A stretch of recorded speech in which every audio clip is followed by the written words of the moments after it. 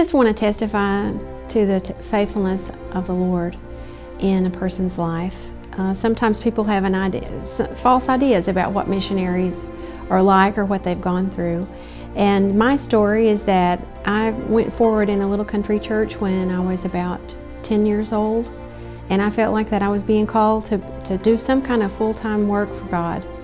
And I was reading some missionary material, and I saw where there's something called a missionary social worker. And I didn't know what a missionary social worker was, but I decided that that's what I felt like God wanted me to be. And so I started to prepare myself for that, and I studied social work in school, and I met my husband, and we went to seminary, and we were preparing ourselves, and we were youth pastors for a while. And then something just took a turn in our lives, and the doors were never opened for us to be in full-time ministry after that. And so I just kept asking the Lord, when is it going to be our chance to go into full-time ministry? When are you going to bring this to pass? Maybe that was just my imagination, that I was called to be a missionary after a while. And I worked in a variety of different social work positions with children, with families, and some of them were for Christian organizations and some of them weren't. But I just kept thinking, this isn't all that I was meant to do. And I even received a prophecy at some time along the way that my time was coming, that the ministry was going to be opened up for me.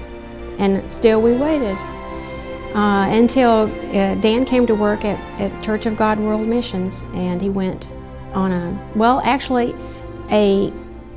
missions rep, a Church of God missions rep came to our church, and that day changed our whole lives, because he talked about a project in Ecuador. And Dan and my son went to Ecuador, and they came back, and my husband said, I really feel like God is calling us to go back there. And I said, let's go.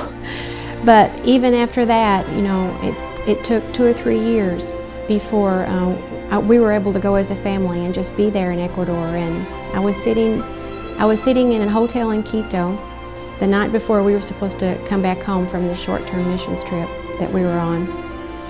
And the Lord just spoke to me, and I knew that I was called to be there also in Ecuador, and that He had a work for me to do there.